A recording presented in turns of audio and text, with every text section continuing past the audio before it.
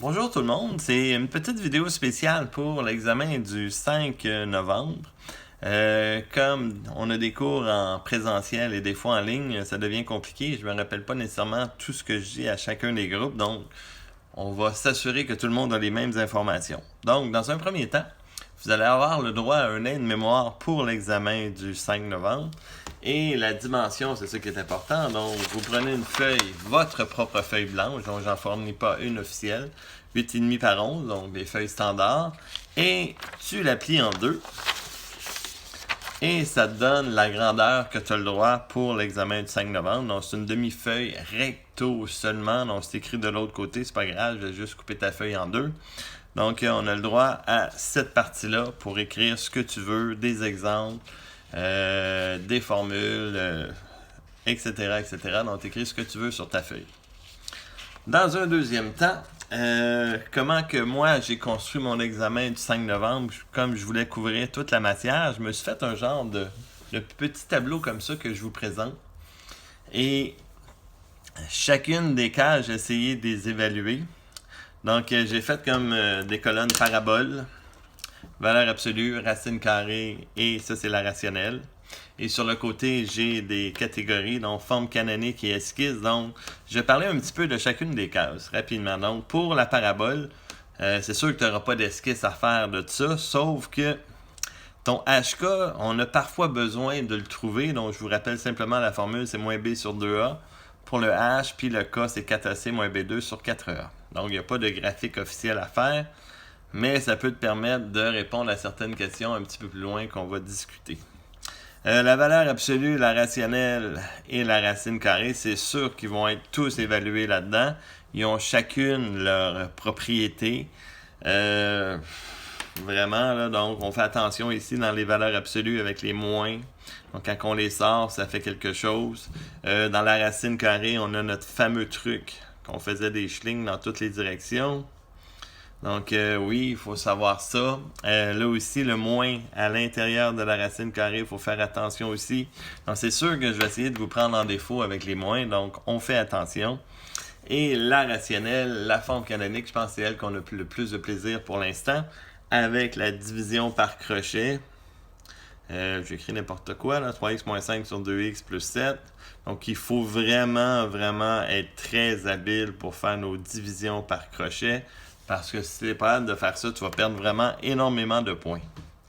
Donc, il va y avoir des questions sur les trois. Ça, c'est certain.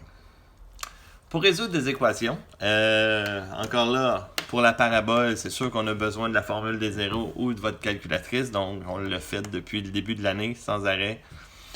Pour les valeurs absolues, je pense que vous savez que les trois vont être là.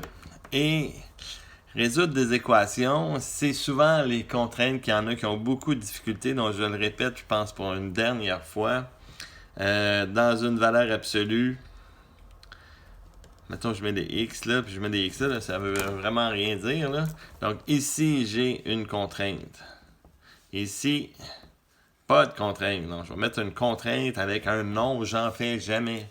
Dans une racine carrée,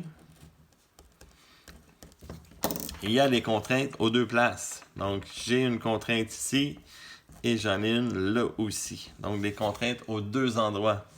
Et dans la rationnelle, il y a l'histoire des domaines images. Donc, mais comment dire là, on les fait pas les contraintes là-dedans. Si tu tiens à les faire, mais fais-les là. Mais nous, je crois pas que c'est vraiment important pour le cadre du cours.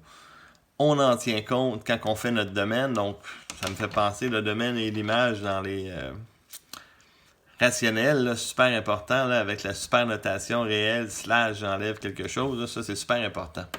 Donc, regardez ça, mettez ça sur votre feuille de notes. Mais ici, il n'y aura pas nécessairement de contraintes, là. Donc, moi, j'écris pas de contraintes. Les inéquations, encore là, c'est comme résoudre une équation. Donc, la seule chose que je vous rappelle, toujours, je vais l'écrire en gros, faire un dessin.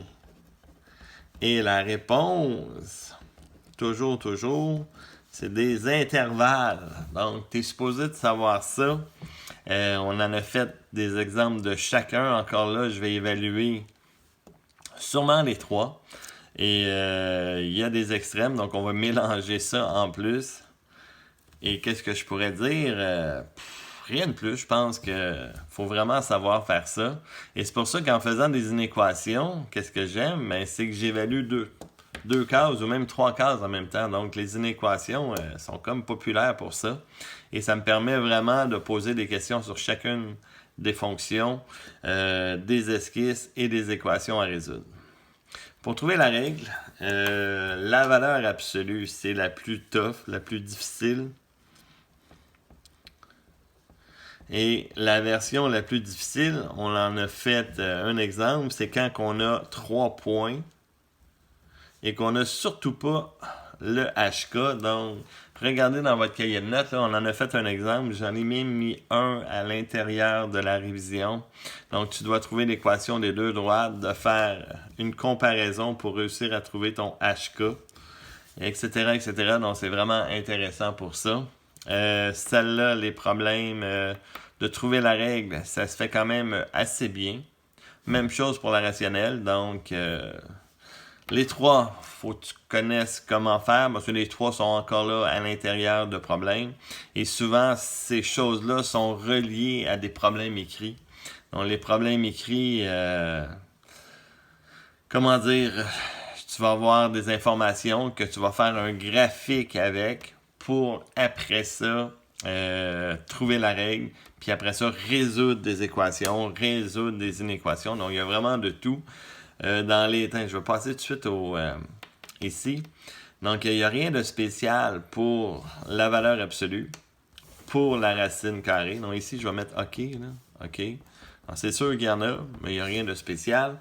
Ici, il n'y a rien de spécial non plus, mais c'est sûr qu'il va en avoir une. Il va en avoir même une autre pour la racine carrée.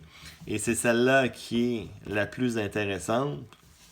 Parce que juste en lisant le texte, tu dois être capable de faire une équation. Je vais écrire ici, là, c'est souvent des coûts moyens, des profits moyens, ces choses-là. Donc, c'est pas nécessairement très difficile, mais il faut savoir comment le faire. Donc, il y avait une vidéo là-dessus où je l'ai faite en classe avec vous autres. Donc, très important, ces problèmes écrits-là. Et finalement, nos amis les réciproques, il y en a qui maîtrisent tellement pas qu'ils perdent des dizaines de points à chaque examen. Donc, il faut vraiment les maîtriser. Et les 4 vont être là. Donc, et les 4 ont vraiment des choses très spécifiques. Chacune d'eux autres ont des choses spécifiques. Donc, la première, la parabole, il faut absolument mettre ça sous forme canonique. Il n'y a pas de contrainte, il n'y a pas de domaine. Dans la valeur absolue, on va trouver comme réponse 2 droites. Et les deux droites, ici, dans le passant, il y a souvent une racine avec un plus ou moins. Hein? Donc, regardez vos notes de cours encore là. Celle-là, il y a une contrainte qui me donne un domaine. C'est aussi consulter. Regardez comment on les fait. Il y en a, là, c'est 0 à chaque fois. La racine carrée, on a une parabole comme réponse. Parabole. Il y a 2 contraintes, dont une qui va servir à faire le domaine. Et dans les 2 cas, les domaines, j'ai vu sous forme d'intervalle. C'était spécifié dans vos notes de cours. Et finalement, la rationnelle, qui est super le fun. Donc, on l'a faite, elle aussi, à plusieurs reprises. Vous l'avez... au début de l'année qu'on l'a fait, on l'a refait quand on a parlé de la rationnelle, mais je vous ai dit la question que elle, je vous la réécris là, hein, pour être sûr que tu le saches. C'est mon fameux f rond f-1 de x qui va être égal à x. Ça va être une démonstration. Donc, regardez la vidéo ou regardez vos notes de cours si on le fait en classe, mais c'est sûr que la vidéo à consulter. Donc ça conclut pas mal ce qu'on doit savoir. Dans l'examen, bien sûr, il y a des composés aussi. Donc ça ne sera pas nécessairement juste des f rond f-1. Il y a des histoires de domaines que vous devez savoir. Donc je vais peut-être faire une vidéo spéciale. Tant que ça, je vous en parle pas. Je vais faire une petite vidéo spéciale juste pour ça. Et qu'est-ce que je voulais dire? Il y a des extrêmes aussi. Et il va avoir ce que vous allez avoir pratiqué à la fin, là. Il y a 3 vidéos sur domaine et 0. Des fonctions rationnelles avec des racines à l'intérieur de ça, avec des x à la 2, des x à la 3. Donc, il y a aussi des questions là-dessus. Donc, la grande partie, c'est sûr, c'est ce gros tableau-là. Il va y avoir des questions un petit peu là-dessus. Après ça, il y a quelques extrêmes. Je pense qu'il y en a 3-4. Et après ça, domaine et 0, je pense que j'en ai mis 3 là-dessus. Ça, c'est comme facile. Là. Sérieusement, là, j'ai pas mis les plus difficiles. J'ai été généreux dans cette partie-là. Dans les extrêmes, j'étais moins généreux. Mais ça, c'est... si vous écoutez les vidéos là-dessus et vous faites les 3 exercices là-dessus, ça va aller super bien dans l'examen. Fait que ça conclut mes conseils pour l'examen. N'oubliez pas votre feuille de notes. Vous avez le droit, je rappelle, une feuille, 8,5 par 11, pliée en 2, recto seulement. Et bonne préparation. Donc, vous avez la section révision à faire. Je vais peut-être ajouter des choses dans ce canal-là au fur et à mesure. Donc, une petite vidéo sur les domaines, images par rapport au réciproque. Donc, vous regarderez ça, là, ça va être super intéressant.